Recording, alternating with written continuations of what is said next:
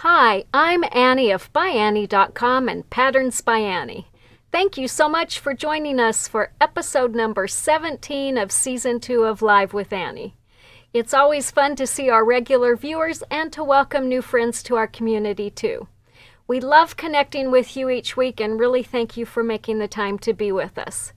We do ask that if you enjoy these episodes, you'll give us some hearts or thumbs up and also take a minute to follow us wherever you're watching. And if you know someone who you think might enjoy the information that we share, please be sure to tell them about Live with Annie. One really easy way to do that is to tag them while you're watching, and that will take them directly to the episode so they can watch too. And if tagging is new to you, all you have to do is type the @ symbol, follow that by the name that they use on whatever platform you're tagging them on, and then click on it when their name pops up and submit it, and it will go straight to them. We also really like reading your comments, so please be sure to interact with us throughout this presentation. We really like hearing what you think about what we're covering, and we also appreciate any tips you share with us. Finally, if you have any questions as we go, please be sure to add them in the comments and I will do my best to answer them before we close. Last week, we continued our ByAnnie Bag Making Basics series and began a discussion of how to prepare the components for a project. We talked about preparing zippers, bias binding, fused interfacings, zipper pulls, handles, straps, and strap pads. If you missed it or want to watch it again, remember that all of the past episodes of Live with Annie are available online, and you can watch them on our Facebook page, on our YouTube channel, or by going to ByAnnie.com/live. We will put up all the links to make them easy for you to find. So today we're going to talk more about components, and we're working again with the parts for an ultimate travel bag. We're going to walk through the steps to prepare the pockets, which are these, the side strip, which is the part that comes around down here, and the zipper strips. Then next week, not next year, next week we're going to take all those various parts and pieces that we've prepared and put them together to prepare the zipper side strip and the bag front and back, and then finally we'll bring all of that together to assemble the bag. And remember that though we are focusing on the ultimate travel bag with the pieces that I'm showing you, all of the tips that I share are basic techniques and they're going to apply to many ByAnnie projects. Let me grab a quick drink before we go too far. So if you happen to be following along in the ByAnnie Ultimate Travel Bag pattern, we're going to be working first with step 4, which is prepare the pockets. So for the pockets on this bag, I'm going to show them to you on the outside and the inside. So there is a front pocket, which is a combination pocket. There's a zippered pocket in the front and then a slip pocket in the back. There are 2 pockets on each side of the bag that are slip pockets. There is a back slip pocket that has a trolley sleeve. And then there are 2 pockets on the inside of the bag. So I've got one turned right or inside out here so you can see. So there's a full height zippered pocket on one side, which can be made out of mesh or out of fabric. And then there's a slip pocket on the other side, again, that can be made out of mesh or fabric, either one. So let's start first with these slip pockets that are on the side. And in the pattern, these are called pockets A and B. So I'm going to grab my little pocket packer that has all my pieces in it. And we'll just start working through these. So the first thing that you need to do is gather the pocket pieces that you cut from the quilted fabric. You also need to gather the interfaced borders that we fused the interfacings to. And then you're also going to have some binding strips. So you've got 3 pieces for each one of these pockets. One thing to note is that the binding that you're using on the pockets, any of the pieces that are straight, is not bias binding. It's straight grain binding, and you cut these pieces as directed in the cutting instructions. So to make these pockets, they've got a little border along the top of them to add some interest. So your first step is to mark a line down from the top. The pattern will direct you to where to mark that. You put your interfaced border down with your right sides together. You sew across that with an accurate seam, 1/4 inch seam. You fold it up and press it so that it meets the top of your bag. Stitch that down, and then you just bind the raw edge. So super simple and easy. When we do bindings, and this is the general binding technique that we use throughout all of our ByAnnie patterns, we take our binding, we fold it in half, bringing the long raw edges together. We pin it every 3 to 4 inches to hold the edges together. We pin rather than press so that we don't get sharp creases in it. And then after we've got that all pinned together, let me get this going here. Let's say we were binding this edge. We align it on the wrong side of whatever we want to bind, put it down, sew across that with an accurate 1/4 inch seam, and then fold it over to the other side and stitch down the folded edge to finish that raw edge off. Again, that's the same binding technique that we use throughout ByAnnie patterns. If it's new to you, be sure to check out our free pattern called Call Me. That's this little bag right here. It's part of our ByAnnie Basics series, and it includes a lot of tips for binding and more. It's a really simple little project. It uses minimal supplies. We've got a full step-by-step video that goes with it, and you can find it just by going to ByAnnie.com and either searching for Call Me or by clicking on the Patterns tab and then scrolling down to the ByAnnie Basics Patterns section. So it's got instructions for binding the top of a zipper, binding a vinyl pocket, and then using fold-over elastic to bind a mesh pocket. So we've got, that's the side pockets. So you're going to do that for both of those pockets. They're both done exactly the same way. So I'm going to put those away in my pocket packer so they're all ready to go when it's time to assemble my bag, and I'll know right where to find them. All right, you're going to do that very same process for the back slip pocket, which is this one. So again, it's just even simpler because you're not going to have a border on here. You're just going to bind the upper edge, and then you're going to grab your trolley sleeve and bind both long edges of that. So you're binding just the top edge of the pocket, both long edges of the trolley sleeve, and then you're going to mark some lines on this pocket, position your trolley sleeve in place where it tells you to do it, and then sew along each side. The trolley sleeve is left open, top and bottom, so that you can hook your bag over the handles on rolling luggage.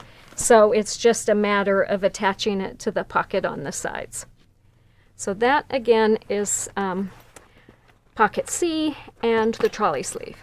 All right, the next pocket that we're going to talk about is the pocket that goes on the front of the bag. And again, this is a combination pocket that has a zippered pocket and a slip pocket, and that's something that we do fairly regularly on our bags and purses, so it's a good technique to learn. So let me show you how those steps work.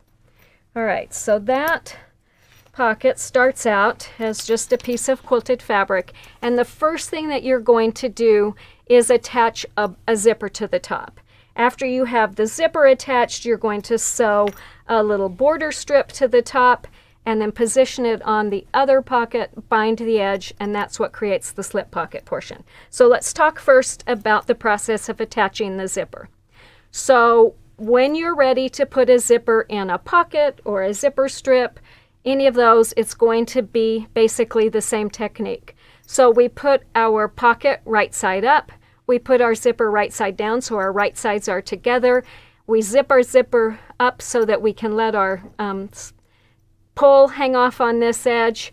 We let the stop hang off on this edge, and then we align it so that the zipper is a little bit higher than the pocket. So we want to see about 1/8 of an inch or so of zipper tape extending beyond the pocket at the top. And then we just sew all the way across that with a generous 1/4 inch seam. I like to sew with the zipper on top because I can keep my eye on the edge. I let my 1/4 inch foot run along the edge of the zipper. The other edge of my foot is running right along the zipper teeth, and it makes it easy to get an accurate seam. After I have that stitched in place, then I am going to finger press it over to the inside of the pocket. And I like to use my stiletto to help me with this. I'm going to just run my stiletto along that edge of the seam, hold this down, and then I'm going to stitch all the way across this along the edge of my zipper. And when I'm done, it's going to look like this. So I've got my zipper attached and ready to go. Then I'm going to take my border strip that I've attached interfacing to. I'm going to align it with the top of my pocket. Sew across that with a 1/4 inch seam. Finger press that up and over so that my zipper then, let's see if you can see it on the inside here, so that my zipper comes and covers all the raw edges there. And then I just take that whole assembly and line it up on top of my other pocket. The top should match. If it doesn't, you trim whatever piece is longer, and then you just sew down the sides to join those, and then you attach a binding to the top to join that. So once you get this attached to your bag, the back part becomes your slip pocket, this part becomes your zippered pocket. So that's making basically a zippered pocket. If attaching zippers is new to you, again, the Call Me pattern is going to give you some tips for that. And I would also recommend our Zippers Are Easy series of video tutorials. And you're going to find them in several places on our website. You can either go to ByAnnie.com and just click on the tutorials tab, or you can go to your digital library and look in the public videos section that's way down at the bottom. So we've got those zipper tutorials in several places. You can probably access them even on the zippers page. I'm guessing there are links to them too. All right, let me put these pockets back, and then we're going to move on to the inner slip pocket.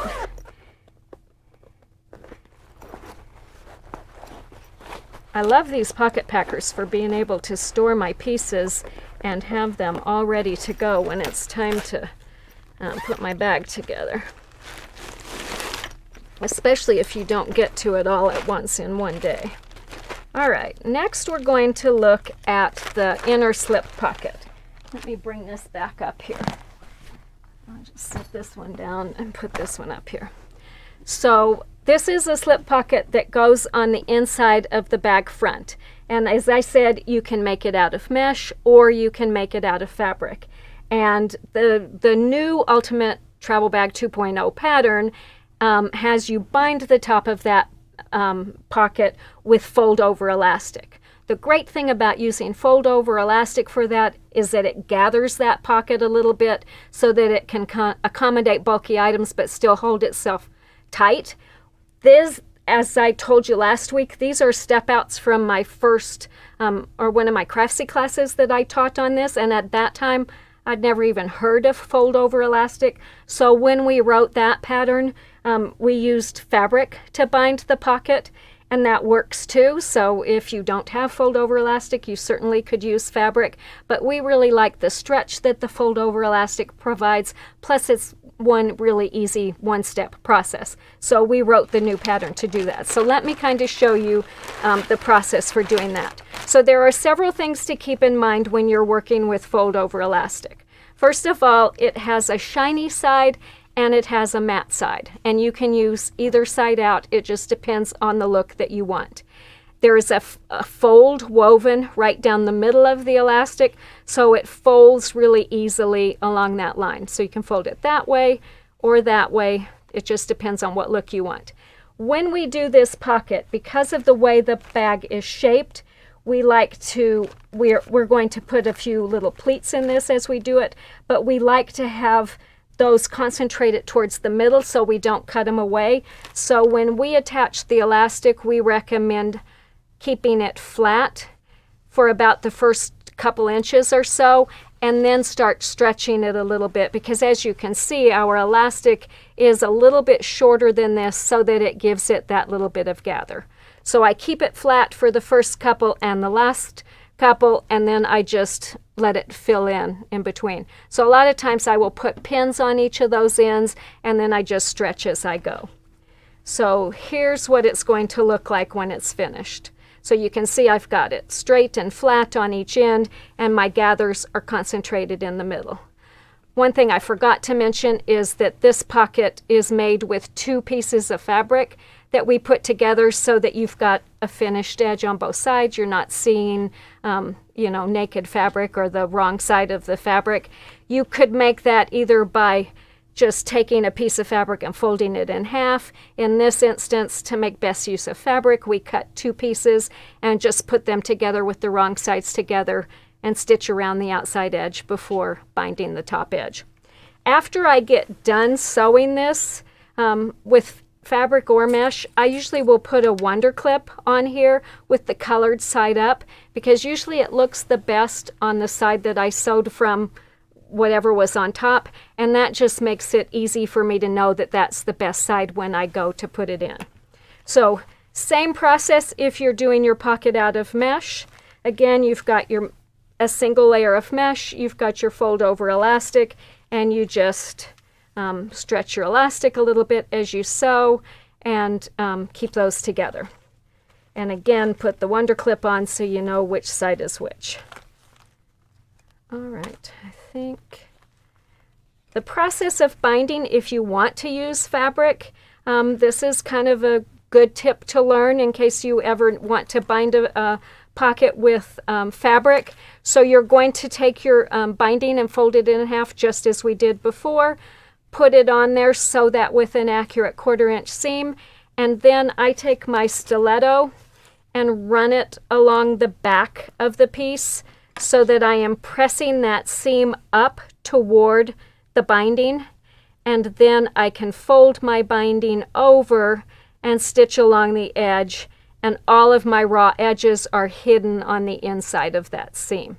So I have taught classes and seen people sew it like this and then fold this whole thing over and stitch it down, which gives you an interesting look on the outside, but it doesn't look so good on the other side because all your raw edges are going to show there, and I can imagine you might have trouble with fraying too. So hide your seam inside that binding when you bind mesh with fabric. All right, so that's the slip pockets. Let's talk next about the zippered pocket, which is, again, a full height zippered pocket that goes all the way across the back of the bag. So to do that, again, we can do it out of mesh or fabric. I'm going to walk through the steps for doing it out of mesh, and then we'll talk about doing it out of fabric. So I've got some little pieces here to start. So first of all, the thing to know is that there are 2 parts to this pocket. So you have one piece of mesh that forms the top, you have a larger piece of mesh that forms the bottom, and then you have a zipper that's going to go in between those. So we're going to attach that zipper between them to join them. And the pattern tells you to attach the zipper first to the small part and then to the large part, but it doesn't really matter, which way you do it. Just pay attention, because when we attach zippers to mesh pockets, we want to do it a little bit differently than what I showed you earlier for the quilted fabric. So if this was quilted fabric, I would put my right sides together, I would sew my zipper over, I would stitch that seam and finger press it, and you'd end up, because your zipper tape would go to the inside of the pocket, you'd end up seeing through there all those messy raw edges. So what we do when we're attaching a zipper to a mesh pocket is, instead of, I got to clean up a little bit of space here, I'm running out of room on my table. So I'm going to lay the pocket out like what I want it to look like when it's done. So I've got my top, my bottom, and my zipper on in between. So again, if I was doing this with fabric, I would put right sides together, sew it, and finger press it. But then I'd have that messy edge. So what I do when I'm doing mesh is, instead of putting right sides together, I put wrong sides together. So again, I want it to look like this. I'm going to take the wrong side of my zipper and attach it with the wrong side of my mesh and align those up that way. So again, I've got mesh doesn't really have a right or wrong side, but just designate one as the wrong side. And I'm going to put those together. As always, I'm going to let my zipper overhang my mesh by a little bit, and I'm going to sew that with an accurate 1/4 inch seam, which I have done right here. So as always, we want that to overhang. We want to stitch that together, and I like to stitch with my foot on top so that, again, it can run right along the edge of that zipper. But I sew all the way across, and then when I finger press my zipper tape over, I'm finger pressing it to the outside of the pocket, and all my seams are hidden on the inside. So that is going to look like this when it's done. So you can see it looks like my zipper is just kind of laying on top of the pocket, and I've got all my raw edges hidden on the inside. The important thing is, once you get the zipper attached to the top and you're ready to attach it to the bottom, make sure that your mesh or your fabric, whichever you're using, is lined up on the sides. You've got zipper tape overhanging the edges, but you want to make sure that it's even all the way around. We always cut our mesh a little bit larger so that it can overhang the edges of the bag in case things get wonky, but you want to try and keep those as even as you can because there's not that much wiggle room to play with. All right, so if you were making that pocket out of fabric, I don't know if I have all those pieces. I don't have all those pieces, but I can show you one where it's made out of fabric. So here is one where we used fabric instead of mesh. You just attach your zipper the way we did on the quilted fabric with right sides together and finger press it. You've got double layers of fabric so that you've got finished edges on each side, and it's going to give you the same effect. It's just whether you prefer fabric or mesh, either one. The original pattern, as you can see here, used a bound edge, which we attached to the zipper. And the process for that is you bind the edges just like I showed you earlier. Then you take some basting tape and put it on the back side of that bound edge. Take that and line it up on the edge of your zipper. Your goal is that you don't see zipper tape from the front, and if you flip it over, you don't see binding from the back. So you want it right on the edge, as we've done here, and then you just sew across this upper edge, pivot, and come back along the bottom edge, stitching along that previous line of stitching, and then you've got your zipper attached to the bound edge as well. So there are several ways that you can bind pockets and attach zippers to them, and we mix them up and do a little bit of everything. So again, if this is new to you, attaching a zipper to a mesh pocket, it's the same process that we used in our pattern for Peacekeeper, which is again part of our ByAnnie Basics series. It's a free PDF, so if you need some help, this is a really great pattern for you to check out. It's got a complete step-by-step video, and you can find it by either searching for Peacekeeper, which is P-I-E-C-E, Keeper, or going to the ByAnnie Basics section in the Patterns tab. And either of these methods are what we recommend for attaching a zipper to mesh. It's also the same process if you want to attach a zipper to vinyl. So same process works for both of those. I'm not going to even try to put that back in that pocket packer. I'm just going to put it in this bag right here. All right, so we've talked about the fabric pocket. If you were using fabric instead, same process as before. All right, what is next? Have we gone through all the pockets? We've covered that one, Glow. You can move on. Oh, one thing I forgot to mention. If you are doing fabric, because we never know for sure that if we're doing mesh, we let it overhang the edge.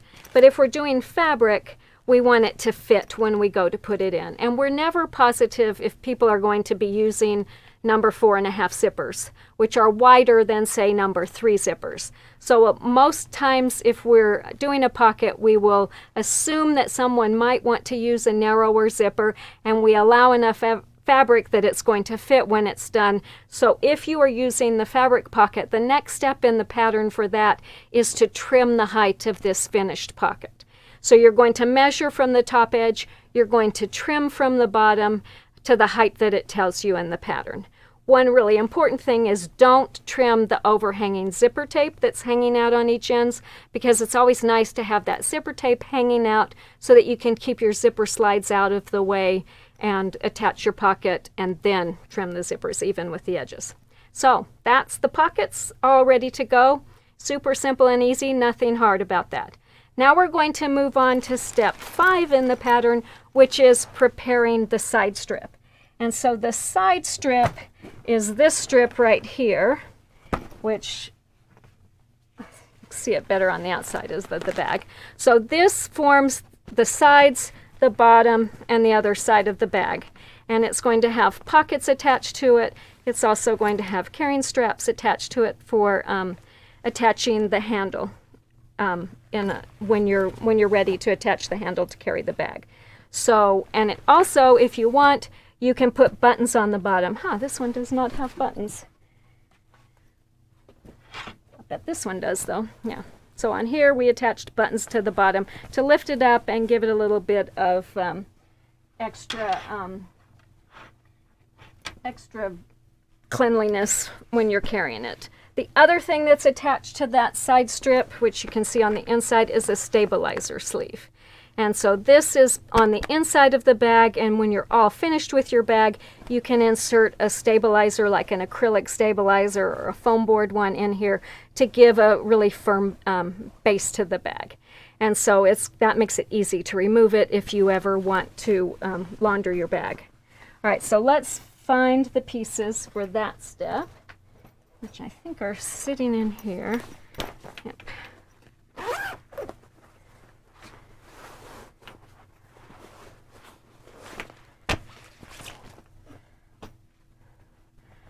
All right, so for the side strip, the first piece we have is this big piece, which is the quilted side strip. Then we have the carrying strap tabs that we made last week. Pockets A and B, which we showed this morning how to do, or just earlier today. And then you need buttons if you're going to attach buttons to the bottom, and the stabilizer sleeve that was cut out of coordinating fabric. So at this point, that just looks like a piece of fabric. So I've got already most of these steps done. So mine's partially assembled, but we're going to walk through the steps. So you're just going to have to pretend that some of these pieces aren't here as you look at them. So here's a really important tip. From this point on, it's really important that you follow the steps in the order that they're written, and that you don't skip any, or you don't skip around. So marking off the steps as you go is going to be really helpful. If you get interrupted, you want to know right where you left off. So the first step as you're preparing your side strip is to mark some placement lines. And these lines are here to take the guesswork out of positioning the pieces, and they really help make assembly extra easy. So you're going to mark some lines on the lining side that aid you in attaching the stabilizer sleeve. And then you're going to, so on that, because you're going to do that first, you want to mark those with something that's not going to rub off easily. So I usually would use like my blue washout marker or a friction pen. I wouldn't use my chalk marker because by the time I get there and ready to do that, those lines are probably going to be gone. Then you're going to flip it over, and on the main fabric side, you're going to mark some other lines. So the first lines you're going to mark are some lines from each end that aid you in positioning the pockets and the carrying strap tabs. So you're going to mark some lines across here that let you line those up. And then you're going to mark some lines in the middle here that help you attach the buttons. Go back, Glo. So the first thing we're going to do is attach the carrying straps. So once everything's marked, the carrying strap tabs are the first things to attach. And these were just made with the strapping inside. They have the triangle rings attached, and we're going to line them up so that the raw edge is even with the line we've marked here. We've marked a line here. We're going to center it there, which basically is going to center these right on the inside. When we sew these on, we like to sew an X to make them good and sturdy. So we're going to sew across the bottom, up here, across, down. This one actually isn't done with an X. I must have added that since we wrote this original pattern. Then we'd sew across here, we'd do an X here, and then continue back down here. So that little X really helps keep that really strong and secure. So you're going to put one of those on each end, and then it's time to attach the buttons. And again, you've got places marked on here. If you prefer to use purse feet, those would work as well. It's just important that you do this now because you want to do it before you attach the stabilizer sleeve on the other side, or else your stitches are going to go through that. So if I'm doing this with my sewing machine, I just take a glue stick and I put some glue on the bottom of the button, and I position them at all the places that I've marked, and then I sew them on using my sewing machine. If you've never sewn buttons on using a sewing machine, be sure and check out our tutorial that's on our tutorials page at ByAnnie.com. So just go to ByAnnie.com, click on the tutorials tab that's up at the top, and then scroll down to about the middle of the page. There's a section that's called Techniques Tutorials, and it's titled How to Sew Buttons on Using a Sewing Machine. But it's really simple and easy to do, and it just makes it fast. Once I have those sewn in place, I like to drop a little bit of clear drying permanent glue over the threads to help secure them so they don't come undone. And again, if you want to use purse feet, that's certainly an option. I would attach them in the same places, and you'll just have to follow the directions that come from the manufacturer. I tend to steer clear of purse feet because I don't really like to make holes in my bag. If you are going to do that and it involves making holes, I highly recommend reinforcing those with some interfacing. And if they have prongs on them, which a lot of them do, you're going to have prongs on this side. You're going to be sliding your base stabilizer in there, and you don't want it catching on those. I would also cover them on this side with some interfacing and maybe even stitch it down so it doesn't come undone. All right, once the buttons have been attached, then our next step is to shape the side strip. So this particular bag is designed so that it's wider at the bottom, it gets narrower at the top. And so that's our next step, is to mark the lines that help create that shape. So basically what we're going to do is on each end of the bag, we're going to mark some lines. So the pattern will direct you exactly where to mark them, but you're going to mark lines, you're going to stitch inside the lines that you've marked on each side, and then you're just going to trim the extra fabric away. And the pattern's, again, going to tell you exactly where to mark those. All right, next step is to flip this over and attach that stabilizer sleeve on the other side. And again, the stabilizer sleeve starts as just a rectangle of fabric. We're going to turn each of the ends under so we have nicely finished ends, sew along each of those, and then we're just going to align it on the lining side between the lines that we've marked and sew along each of the long edges. Make sure you don't stitch along this edge, because the purpose of this is so that you can later insert that base stabilizer in there, and if you've sewn across it, you lost that. So because the way this bag is designed with the binding at the bottom on the inside, having an attached stabilizer sleeve works really well for this. It really fills the bag up and makes it easy to put it in and give you a really firm base. Sometimes though, we find that it's better to make a removable stabilizer sleeve, and that's what we did on this Get Out of Town bag. Because this is all one piece, there's really no easy way to attach stabilizer sleeve in there. Plus, you have to turn your bag inside out to get it in, and I really want my stabilizer sleeve to go all the way from edge to edge, and it'd be really hard to put that in and then turn this bag right side out. So in this case, we just made a fabric like pillowcase for our stabilizer sleeve so that we can slide it in and then fold it over and stitch it in. So your pattern is going to give you instructions for whichever method we felt was best for the particular pattern. So follow the pattern and you'll know what to do. All right, once you've got that stabilizer sleeve attached, then you're going to flip this over and attach the side pockets. So we're going to position them first with their main fabric side down, and we're aligning them along those placement lines that we marked earlier. And then we're just going to sew across those with a nice accurate 1/4 inch seam. And then we're going to fold them up and press them and stitch them in place. So this particular end of the bag shows how the original pattern was designed. So the original pattern was designed that you would actually sew these lines and then trim it, and your pocket was attached there. And I think I've got, yeah, here's one that's done that way. So it gives you a nice flat pocket. You've got your side shape and you've got your pocket sewn in place. But if you look at this end of the bag, you're going to see that it looks different.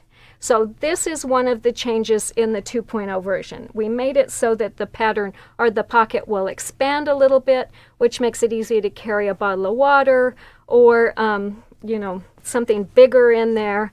And the technique for doing that is to just wait to sew the sides of the pocket in place until you have the shaping done. You're going to see that when you get that sewn on there, it looks like it's really wide open, and you're going to worry about things falling out. But if you look at a finished bag, you're going to see there's really not that much looseness there. It's really, that extra fabric is barely noticeable, but it really does make a big difference in terms of what the pocket's going to hold. So we really like attaching the pockets that way. All right, once both of our pockets are attached, then we're ready to, or we can set that aside, and we're ready to go work on our zipper strips. So that, again, is our side strip. Super simple and easy. Follow the lines that the pattern tells you. Follow the steps in order, and before you know it, you'll have your side strip ready to go. All right, next let's talk about the zipper strips, which are the strips here up at the top.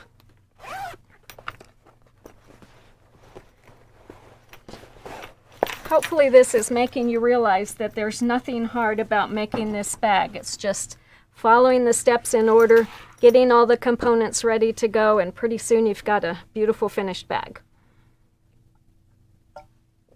All right, so we're ready to attach the zipper strips, and for that we've just got 2 rectangles of fabric.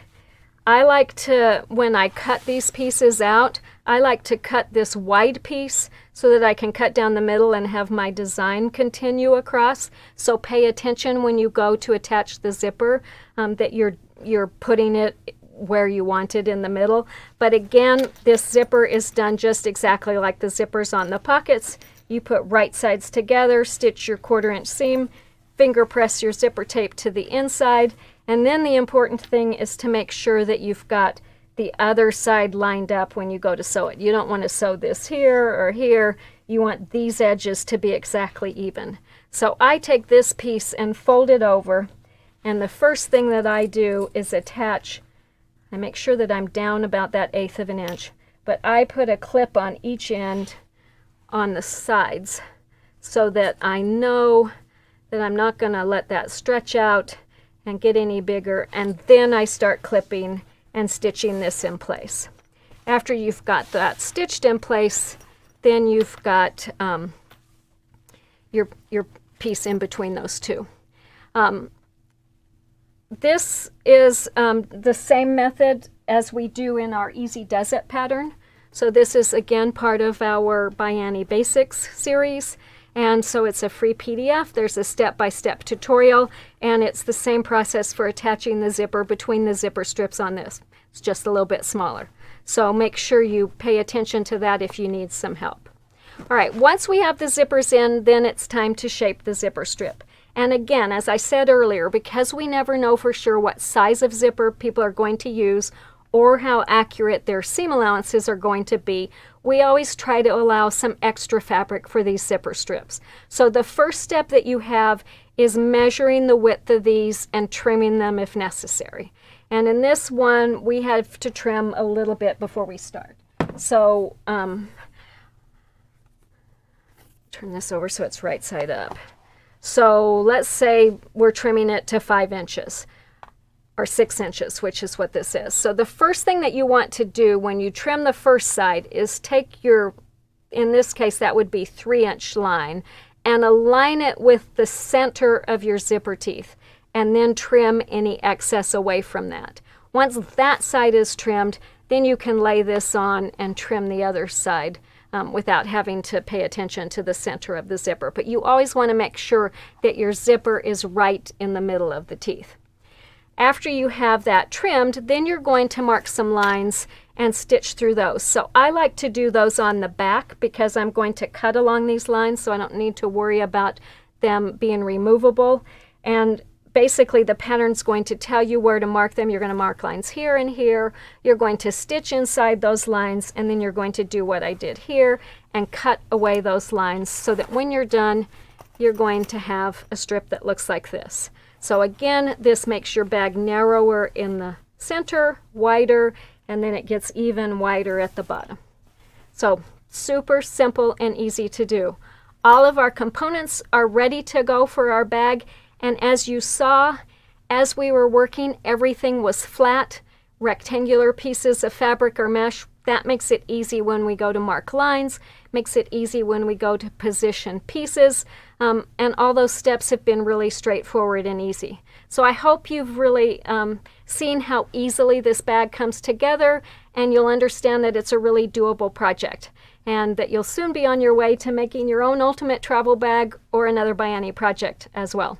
So the other thing to know about these, as we said earlier, all the techniques that I showed you for preparing the pockets, attaching the zippers, shaping the strips, making those strips are going to apply to lots of other ByAnnie projects too. So for instance, let me give you some examples. The pockets, the handles, the carrying straps that we made are going to be exactly the same for this running with scissors. They're just a little different in size and attached a little bit differently. So take a stand, it's got pockets done the same way, zippers attached the same way, borders attached the same way. All of that's super simple and easy. So if you can do it on the Ultimate Travel or Call Me or Easy Does It, you can do it on one of these bigger projects too. So we've got also the zipper side strip that I just showed you is the same if you're making case and point. It's just longer, so you've got a really short little side strip, but you've got a long zipper strip. Same thing on Power Trip. You've got a long zipper strip, a short side strip, which on this bag ends up being at the top. On this bag it ends up being at the bottom, but the very same thing, and all of those are also the very same way they're attached on a place for everything. So side strip that comes around attaches to your base strip, and very same process. So the sizes are different, all these, but the techniques are exactly the same. And remember too that our ByAnnie Basics series of patterns has full step-by-step video tutorials with lots of tips and tricks. So they are a really great place to start if ByAnnie patterns are new to you. So check those out. You can find them again at our website. There are patterns that are free. They are downloadable. You do have to go purchase them and add them to your cart, and then you'll find them in your digital library. So we can't wait to see what you make. Don't forget that we love seeing pictures of what you make. So send pictures of your projects to us. Don't forget that we have a monthly photo contest, and you can win a $50 shopping spree at ByAnnie. So to find out more about that, just go to ByAnnie.com and click on the photo contest gallery link that's up at the top. All right, let's move on now to some questions. So someone asked, would there be a scenario where you would double up the mesh for a pocket? What do you think, Glo? I can't see any reason why you would need to. Our mesh is really strong. We have a pattern called It's a Cinch, which makes like laundry bags. And our warehouse manager, David, we gave him one of the prototypes that we made for the largest one, which is basically a ½ yard of mesh at the top, a fabric strip in the middle, and a ½ yard of mesh at the bottom. So it's a big bag. He said he can put 40 pounds of laundry in it, and it holds up, and that's just a single layer of mesh. So I can't think of a reason to double up the mesh, but I can't think of a reason why you couldn't either. So if you want it to, yeah, go for it. Let us know how it works. How do you gather the bottom side of a fabric slip pocket? I don't think I showed that very well when I did it, but I just set my sewing machine on the longest stitch length, which on my machine is a 5, and I just sew across that, and then I pull on the bottom thread to gather it. You could do a double line of stitching if you want, but a single line is sufficient for what we're doing. Could you use vinyl instead of mesh or fabric on the pockets? You could. When you get down here at the bottom, you've got several layers coming together. You're binding that, and you're trying to stick that stabilizer sleeve in there. I think that vinyl might be a little bit thick for trying to do that, but I've never tried it, so I can't say how it would work. I'm trying to think if I've got any pockets that we've got vinyl where we've done a stabilizer sleeve in the bottom, and I can't think of one. All right, next question is, can you talk about the stretch of the mesh? Yes. Let me clean that off, put these away, find me a piece of mesh here that I can show you. Stick those in this bag. All right, so when you're working with mesh fabric, the really important thing to know is that it has more stretch. It's just like fabric. It has more stretch on the crosswise grain than on the lengthwise grain. So think about fabric and how when you pull it this way, it stretches more. Mesh is the same way. So we always try, when we're cutting our pieces, to keep that stretchy part on the crosswise. So if we have to cut a piece that's 9 inches tall and 14 inches wide, the 9-inch goes on the less stretchy, the other goes on the more stretchy. It just seems to make it lay better, and it makes it stretch better. So keep that in mind. The holes are a little bit taller than they are wide, so that's another way to tell. But the easiest way is just to stretch it and see where it's most stretchy. So stretch your part crosswise.